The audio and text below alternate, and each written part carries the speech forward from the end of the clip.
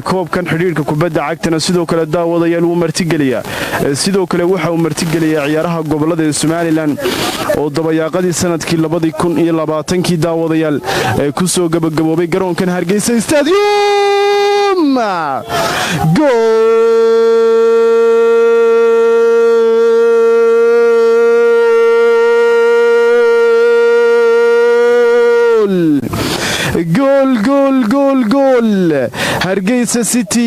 Hargeysa City kalaab daawadayaal goolka labaad ee ciyaarta waa la imanayaan qaybtii labaad ee kulankan ka dhacaya garoonka Hargeysa Stadium ciyaaryahanka daawadayaal kudka lambarka 9 baa ku calaamadsan yahay daawadayaal marka daawadayaal koobkan maalinimadii sabtidii baa la daafuray mar labaad mubaarak lambarka 7 kooxda hay'adda waxaana daawadayaal hakad galiyay koobkan oo ay xidhiidhka kubadda cagta Somaliland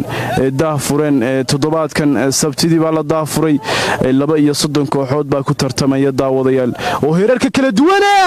kooxda hay'adda dhowristu daawadayaal waxay raadinayaan ugu yaraan inay hal gool dhashadaan si ay ciyaarta rajadooda dib ugu soo noqoto tartan loo qabtay 142 kooxood oo heerarka kala duwan ee caasimadda Hargeysa daawadayaal kubadda halisteeda wadataba uu goolhayaa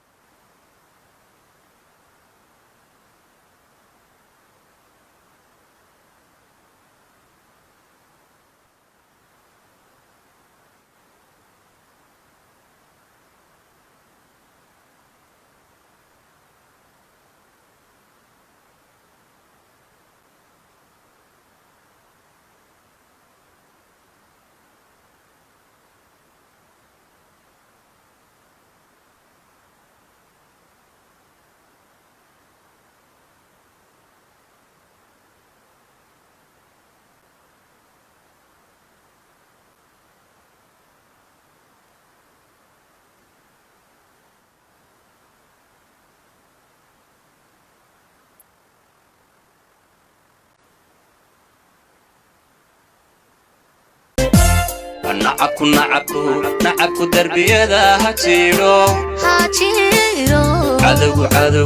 عدو درجة هواي